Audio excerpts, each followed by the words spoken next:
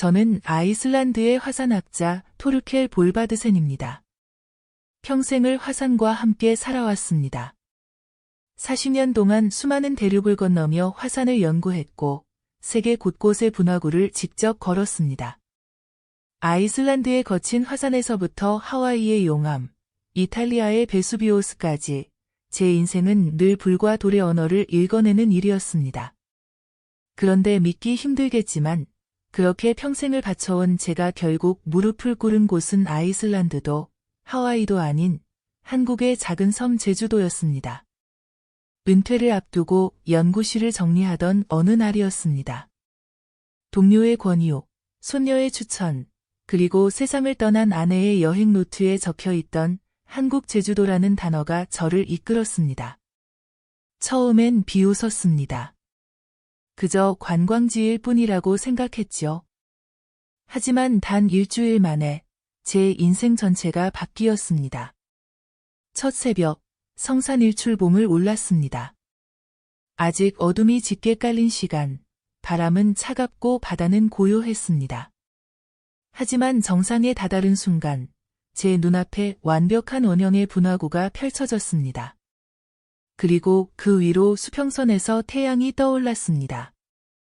황금빛이 바다를 가르며 분화구 벽을 물들이는 그 장면은 제 오만을 산산이 부수었습니다. 교과서 속 모형에서나 보던 이론적 구조가 현실에서 이토록 완벽히 구현되어 있다니 저는 그저 숨을 고르며 바라볼 수밖에 없었습니다. 그 순간 깨달았습니다. 유네스코의 지정은 결코 정치적 수사가 아니었다는 것을요.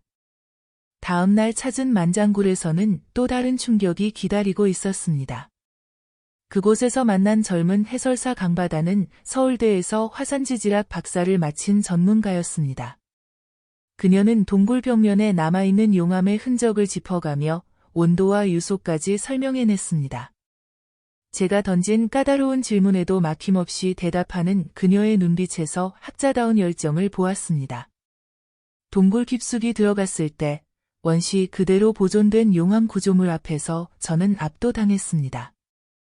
수천 년 전의 화산 활동이 고스란히 새겨진 벽은 마치 살아있는 교과서 같았습니다.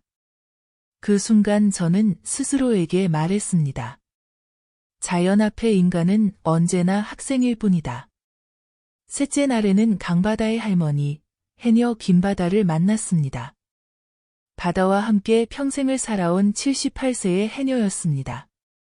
그녀가 내어주신 전복죽은 단순한 음식이 아니었습니다.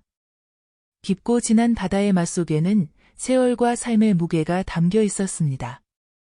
식사 도중 할머니가 조용히 말씀하셨습니다. 바다가 주는 것만 가져가야 해. 욕심내면 바다가 화를 내지. 그 한 문장은 제 인생의 방향을 송두리째 바꿔놓았습니다.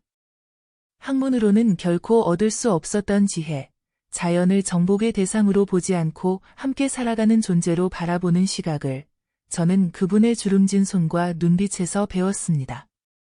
마지막 날, 한라산을 올랐습니다.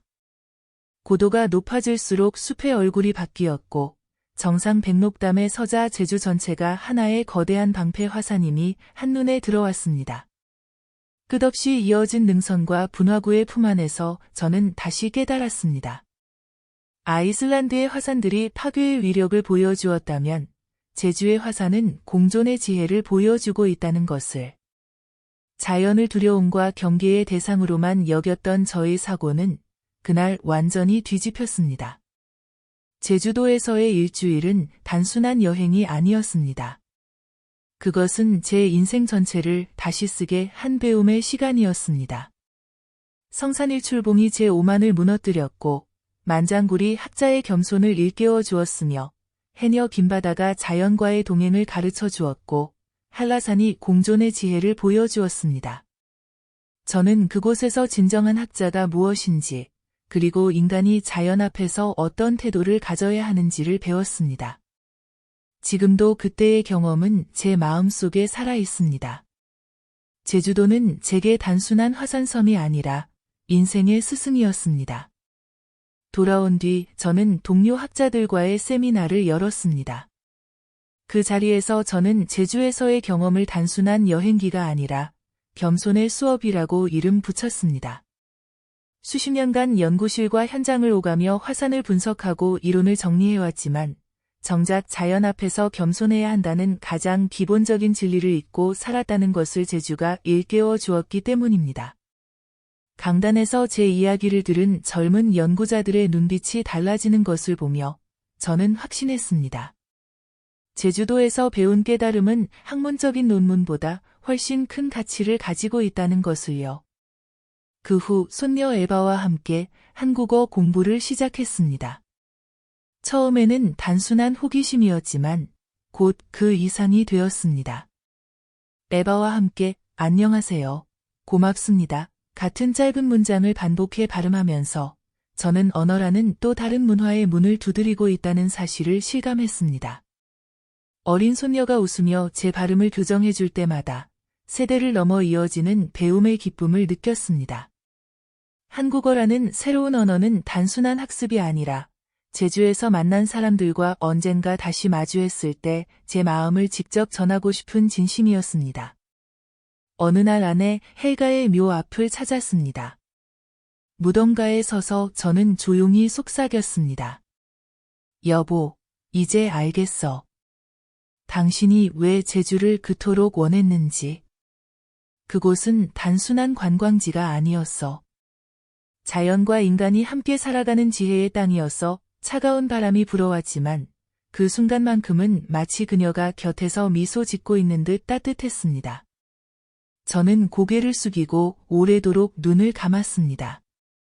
그곳에서 비로소 아내의 소망을 이해했고 제 마음 한켠의 빚을 조금은 갚은 듯 했습니다.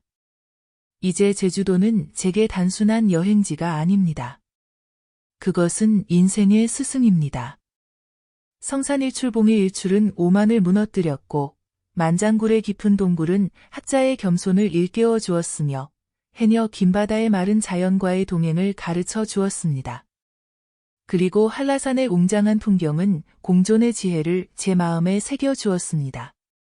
저는 이제 깨달았습니다. 진정한 여행은 풍경을 보는 일이 아니라 내 안의 편견을 마주하는 일이라는 것을. 제주는 제게 그 편견을 무너뜨릴 용기를 주었고 동시에 새로운 삶의 방향을 가르쳐 주었습니다. 화산학자로서의 지난 40년이 지식의 여정이었다면 제주에서의 일주일은 제 인생을 바꾼 영혼의 여정이었습니다.